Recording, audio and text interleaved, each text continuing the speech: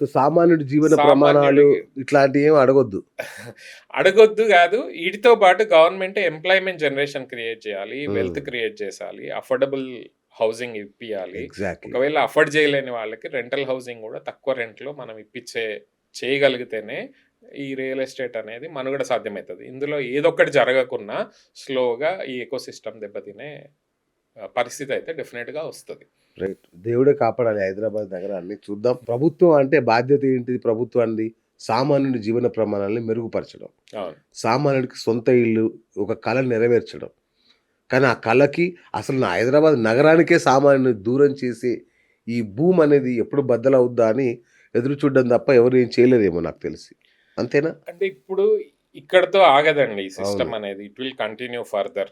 ఈ గవర్నమెంట్ ఉన్నా, రేపు ఇంకో ఇంకో గవర్నమెంట్ గవర్నమెంట్ వచ్చినా, వచ్చినా ఇది ప్రజల్లో కంటిన్యూ. గూడా చైతన్యం రావాలి. It's not just responsibility of the government. Government అంటే ఫైనల్‌గా మనమే. ఇవాళ ఈ సిటీని పరిరక్షించుకోవాలంటే మనమే పరిరక్షించాలి. రేపు చెత్తేయొద్దు.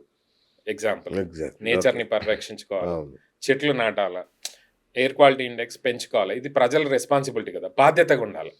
అంటే కార్‌లేసుకొని రోడ్ల మీదకెళ్ళిపోవాల్సిన అవసరం లేదు. 2 ఏళ్లుగా మొక్కలు నాటే కార్యక్రమం కూడా జరగట్లేదు. ఈ చూసారా మనం ఈ నగరంలో, ఈ రాష్ట్రంలో మొక్కలు నాటే కార్యక్రమాలు కూడా జరగట్లా. సో, డెఫినెట్‌గా నేననేది ఇది గవర్నమెంట్ నుంచి వచ్చేది ఒక్కటే గాదు. ఈ సిటీ మనందరిది. యెస్. మనందరం దీన్ని అడాప్ట్ చేసుకొని ఈ సిటీ బాగా చేయాలి. బాగా చేయాలంటే in every aspect. Yes. Quality of life అవ్వచ్చు, సోషల్ ఇన్‌ఫ్రాస్ట్రక్చర్ అవ్వచ్చు, మనం బాధ్యతగా ప్రవర్తించడం అవ్వచ్చు. రైట్. ఇవన్నీ కూడా ఇంపార్టెంటే. జనాలు ఏ రోజైతే బాగా ఉంటారో ఆటోమేటిక్‌గా గవర్నమెంట్ కూడా బాగయిపోతది. నేను నేను అది బిలీవ్ చేస్తా. ప్రతీది మనం గవర్నమెంట్‌ని బ్లేమ్ చేయొద్దు. Government is hardly 0.0001% of the people. But మిగతా ఈ 99.9999 ఏదుందో మనమే అది. మనం ఈ సిటీని పరిరక్షించలేదు.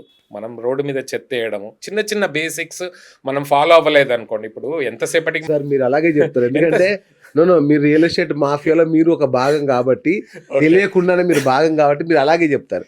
సార్ 150,00,00,000 దగ్గర ఆన్ యువర్ మార్క్స్ అని పెట్టిన తర్వాత ఎవరి చేతిలో ఉంటది సార్ ఈ సిటీ? నా చేతిలో ఉంటుందా? సామాన్యుడి చేతిలో ఉంటుందా?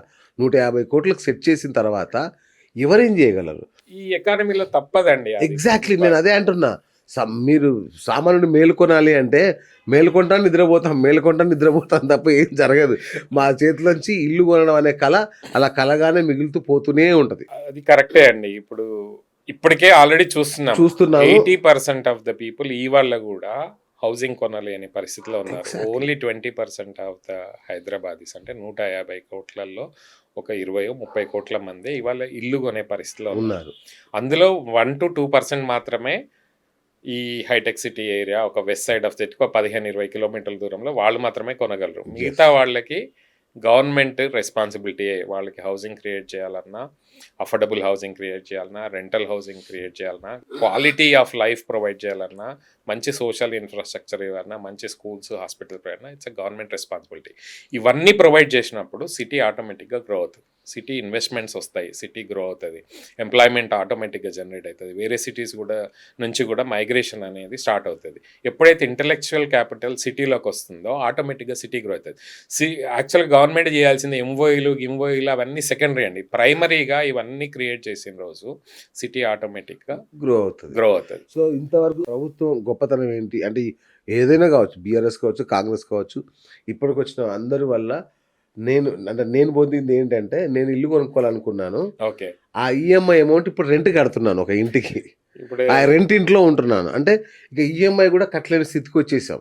ఫ్యూచర్‌లో ఇప్పుడు ఆబ్వియస్‌గా ప్రైస్ పెరిగినప్పుడు ఈఎంఐ పెరుగుతది. నీకు రెంట్ ఇచ్చే వాళ్ళకి కూడా ఈఎంఐ పెరుగుతది కదా! పెరుగుతది కదా! వాడేం చేస్తాడు, ఈఎంఐ మ్యాచ్ అయ్యేటట్టు రెంట్ పెట్టుకుంటాడు. చూసుకుంటాడు. లేదంటే ఎగ్జాక్ట్. ఇయ్యనంటాడు. ఈయనంటాడు. సో, ఆబ్వియస్‌గా మీకు అది రెంటల్ కూడా అఫోర్డ్ చేయలేని పరిస్థితికి సిటీ ఎగ్జాక్ట్‌లీ. అనేది పెరిగిపోయింది. ఇప్పుడు బాంబేలో చూసిర్రు కదా! చిన్న చిన్న 200, 300 అవును. ఎస్ఎఫ్టీలు ఒకప్పుడు ఈవెన్ 15 ఇయర్స్ బ్యాక్ కూడా అక్కడ చాలా ఎక్స్‌పెన్సివ్ ఉండేవి. అవును. ఇప్పుడైతే అసలు ఆ 200, 300 ఎస్ఎఫ్టీ హౌసెస్ కూడా చాలా కష్టం. అవును. కొనుక్కోవడం కష్టం. కరెక్ట్. సేమ్ హైదరాబాద్ కూడా ఆ దిశకి మెల్లగా ఎళ్తుంది. ఇన్ని రోజులు మేము చూస్తున్నాం కదా! 2022, 21 దాకా జనాలు 3 బెడ్రూమ్, 4 బెడ్రూమ్, 5 బెడ్రూమ్ అడిగేవాళ్ళు. మెల్లగా ఈ మధ్య ఎంక్వైరీలన్నీ 2 బెడ్రూమ్ కావాలని అడుగుతున్నారు. అది సో చూడండి ఆటోమేటిక్‌గా అఫోర్డబిలిటీ తగ్గి తగ్గి తక్కువ సైజు ఎగ్జాక్ట్లీ అపార్ట్మెంట్స్ కావాలని అడుగుతున్నారు. ఇంకోటి దూరం అడుగుతున్నారు. ఎగ్జాక్ట్లీ ఇంతకుముందు మాకు మాదాపూర్, కొండాపూర్, గచ్చిబౌలిలో కావాలన్నోళ్ళు కొల్లూరు, ఉస్మాన్ నగర్ అడుగుతుర్రు, లేదంటే పటాన్చెరు అడుగుతుర్రు, లేదంటే బుద్వేల్ పోదాం, కిస్మత్పూర్ పోదాం, లేదంటే శంషాబాద్, తుక్కుగూడ వెళ్దాం అంటున్నారు. ఇంకొక విషాదకరమైన విషయం చెప్పి ఈ ఇంటర్వ్యూ ముగిస్తాను అన్నగారు. చెప్పండి. నేను మొన్ననే విన్నాను ఒక 3 బెడ్రూమ్ ఫ్లాట్ 60,000 కదా అవును. లేదా Rent. 70,000 rent Rent 70,000. 70,000 అన్ని కలిపితే ఒక 80,000 ఏది మళ్ళీ దానికి మెయింటెనెన్స్ అన్నీ అది ఉంటాయి ఇది. కాబట్టి అవును. అయితే ఒక 3 కుటుంబాలు ఏం చేశాయంటే ఉమ్, ఒక 3 బెడ్రూమ్ ఫ్లాట్ తీసుకొని ఒక్కొక్క రూమ్ లో ఒక్కొక్క కుటుంబం సర్దుకుంటుంది. అవును. ఒకప్పుడు అమెరికాలో మేమంతా అలానే చేసాం. సేమ్ ఇప్పుడు ఆ సిస్టమ్ సేమ్ అదే పరిస్థితి ఇప్పుడు హైదరాబాద్కి వచ్చేసింది వచ్చేసింది ఆల్రెడీ. వచ్చేసింది. చాలా అపార్ట్మెంట్స్ లో మీరు సాఫ్ట్వేర్ ఇంజనీర్లు ఇద్దరు ఇద్దరు ఉంటున్నారు. డివైడ్ చేసుకొని రెంట్ డివైడ్ చేసుకొని పే పే చేసుకుంటారు. చేసుకుంటున్నారు. ఒకప్పుడు ఒక అపార్ట్మెంట్ తీసుకొని ఉండేవాళ్ళు. ఇప్పుడు రేపు ఫ్యూచర్ లో కూడా అదే జరగచ్చు. మీరు అన్నట్టు ఇక్కడ కూడా ఫ్యామిలీస్ కూడా ఒక ఇది apartment తప్పదు ఇంకా తీసుకొని- తప్పదు. ఎందుకంటే సిటీకి వర్క్ చేస్తున్న వాళ్ళు ఐటీ వాళ్ళు స్ట్రెస్ తీసుకోకుండా ఆఫీస్ దగ్గర ఉండాలనుకుంటారు. ఆఫీస్ దగ్గర ఉండే రెంట్ ఎక్కువ ఉంటుంది. రెంట్ ఎక్కువ ఉన్నప్పుడు ఆబ్వియస్గా అలాంటి సిచ్యువేషన్స్ రేపు ఫ్యూచర్లో అవ్వచ్చు. మీరు అదే చూస్తున్నాయి కదా, ఈ మధ్య కో లివింగ్ స్పేసెస్ కూడా ఎక్కువైనాయి. జనాలు ఎక్కువైపోయినాయి. పెళ్లి చేసుకోవట్లేదు. Exactly. ఎందుకంటే రెంటల్స్ ఎక్కువైనాయి, హౌసింగ్ ఎక్కువైంది. నేను ఉండను, నేను హాస్టల్లో చిన్న రూమ్ లో డివైడ్ నేను ఇంకో పెళ్లిలు కూడా అవుతలేవు. ఆ, నిజంగా చెప్పాలంటే ఇంకొక 30, ఎగ్జాంపుల్ 35 అన్న దాకా ఎవరు పెళ్లి చేసుకోవట్లేదు. చేసుకోవట్లా. మొన్న ఒక అబ్బాయి అమ్మాయి పెళ్లి చేసుకొని హాస్టల్లోనే ఉంటున్నారు వాళ్ళు. ఇక రెంట్ moving forward కట్టలేక మీకు హైదరాబాద్ లో కూడా ఏది ముంబై టైప్ లో 200 SFT బంకర్ బెడ్స్ వస్తాయేమో next next bunker beds. Calling spaces వస్తున్నాయి. మేనేజ్డ్ చిన్న సర్వీస్ అపార్ట్మెంట్స్ రావచ్చు. Families single Yes. Bedroom apartment లో ఉండే ఆస్కారం అవ్వచ్చు.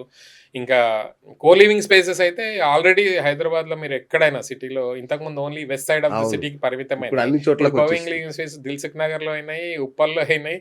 స్టూడెంట్స్ కూడా కోలివింగ్ స్పేసెస్ లో ఉండాల్సిన Yes. అవసరము వస్తుంది.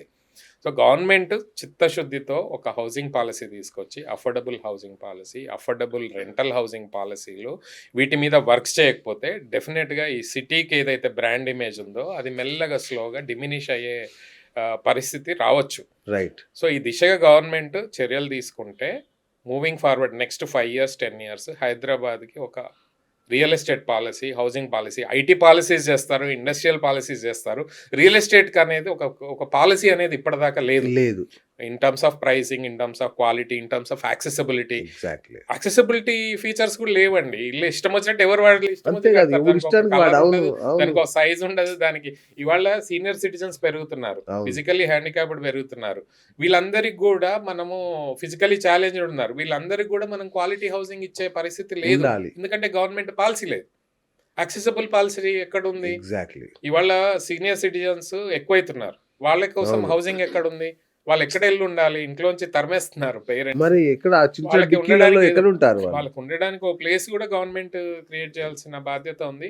ఈ పాలసీలు అన్ని క్రియేట్ చేసిన రోజే ఈ హౌసింగ్ సెక్టర్ అనేది వాల్యూ వస్తుంది. ఏ గవర్నమెంట్ కూడా మధ్యతరగతి ప్రజలకి, పేదోళ్ళకి మీరు హౌసింగ్ ఇవ్వకపోతే, which is the primary right for any Yes. Of these people, provide చేయకపోతే Super. మీకు ఇబ్బందికరమైన వాతావరణం ఫ్యూచర్లో ఉంది. ముందులాగా లేదు. లేదు ఇవాళ ఊరు నుంచి వచ్చిన వాళ్ళకైనా, విలేజ్ నుంచి వచ్చిన వాళ్ళకైనా సోషల్ మీడియా ప్రభావం వల్ల చాలా నాలెడ్జ్ వచ్చేసింది. మీరు వాళ్ళ రిక్వైర్మెంట్స్ని ఇగ్నోర్ చేయలేరు. చేయలేరు ఏ రోజైతే చేయకూడదు. వాళ్ళ Yes. రిక్వైర్మెంట్స్ని, వాళ్ళ అవసరాలని గవర్నమెంట్ పట్టించుకుంటే మీకు మనుగడ అనేది ప్రజాస్వామ్యంలో ఉంటుంది. Yes. లేదంటే 5 ఏళ్ల తర్వాత ఇంట్లో కూర్చోబెడతారు. రైట్. Simple. సూపర్గా చెప్పారు గారు. నేను మళ్ళీ చెప్తున్నాను, ఒకప్పుడు టీఆర్ఎస్ గవర్నమెంట్ ఈ భూమి క్రియేట్ చేసినప్పుడు కూడా చాలా మంది తిట్టారు. ఉమ్, ఏంది ఇది సిటీని అడ్డు అదుపు లేకుండా పెంచేసి ఎవడి పాలు చేస్తారు ఈ సిటీని అని చాలా మంది తీవ్రంగా విమర్శించారు కూడా. true. ఇప్పుడు అదే సిచ్యువేషన్ రేవంత్ రెడ్డి గారికి, నేనే రియల్టర్ని పెద్ద రియల్టర్ అని చెప్పుకున్న రేవంత్ రెడ్డి గారు ఈ దృశ్యం మీద, అఫోర్డబుల్ హౌసింగ్ మీద దృష్టి కనుక పెట్టకపోతే మీకు కూడా అదే రివర్స్ అయ్యే అవకాశం ఉంటుంది. మీకు కూడా అది పునరావృతం అవుతుంది. ఆ కోపం కానీ అది ఓట్ల రూపంలో మీకు ఏం జరుగుతుందో మీరే చూస్తారు. గుడ్ థింగ్ ఏంటంటే తను కూడా రియల్ ఎస్టేట్ బ్యాక్గ్రౌండ్ నుంచి నేను అదే అంటున్నా, నేను పెద్ద రియల్టర్ అని చెప్పు. Better policies exactly. When it comes to real estate. ఇప్పుడు రియల్ ఎస్టేట్ బ్యాక్గ్రౌండ్ నుంచి రాలేదనుకోండి, ఆయనకు తెలియదు అనుకోవచ్చు, కానీ బట్ రియల్ ఎస్టేట్ బ్యాక్గ్రౌండ్ నుంచి వచ్చారు. ఉన్న గవర్నమెంట్ లో సగం మంది రియల్ ఎస్టేట్ బిజినెస్ బిజినెస్ చేస్తున్నారు. సో కంపల్సరీ కూర్చొని బ్రెయిన్ స్టార్మ్ చేసి దానికి సంబంధించిన ఎకో సిస్టంలో ఉన్న డెవలపర్స్ అవ్వచ్చు, ప్రజలు అవ్వచ్చు, ఆర్కిటెక్ట్స్ అవ్వచ్చు, సోషల్ ఎన్జిఓస్ అవ్వచ్చు, వీటి మీద వర్క్ చేస్తున్న వాళ్ళందరూ కూడా ఒక రకంగా హైడ్రా కానీ లేక్ ప్రొటెక్షన్ కానీ కొంచెము పాజిటివ్ ఇంపాక్ట్ అయితే క్రియేట్ చేసింది. బట్ ఇంకా కావాలి ఇంకా కావాలి, సరిపోదు, పొల్యూషన్, ఎయిర్ అవును. క్వాలిటీ ఇండెక్స్ వీటన్నిటి మీద డెఫినెట్ గా కూర్చొని బ్రెయిన్ స్టార్మ్ చేసి ఒక పాలసీ తీసుకొస్తేనే రేపు ఫ్యూచర్ లో ఈ గవర్నమెంట్ అనేది మళ్ళీ కంటిన్యూ అవుతుంది. Yes, లేదంటే మిడిల్ క్లాస్ కి ఏ రోజు అయితే ఇబ్బంది అవుతుందో, కోపం వస్తుందో. Primary requirement of any middle class, lower middle class is housing. దాని మీద ఇగ్నోర్ చేస్తే మాత్రం డెఫినెట్ గా టోటల్ సిటీకి మంచిది కాదు, గవర్నమెంట్ కూడా మంచిది కాదు. థ్యాంక్ యూ అన్నగారు, థ్యాంక్ యూ. అద్భుతమైన సలహాలు సూచనలు చెప్పారు. So let us save Hyderabad, let us save common man. Sure అండి. అట్లాగే నేను మళ్ళీ ప్రతి ఇంటర్వ్యూలో చెప్తా, మనం కూడా మనం ప్రొటెక్ట్ చేసుకోవాలి సిటీని. డెఫినెట్ గా మన So we all బాధ్యత should be అది. more responsible to our city by protecting in all ways. Thank thank you అన్నగారు, థ్యాంక్ యూ. సో చూశారు కదా సీనియర్ అనలిస్ట్ అలాగే రియల్టర్ రాజశేఖర రెడ్డి గారితో. ఇది వాళ్ళ మన బిఎస్ టాక్ షో. నేను మీ బిఎస్ సైనింగ్ ఆఫ్.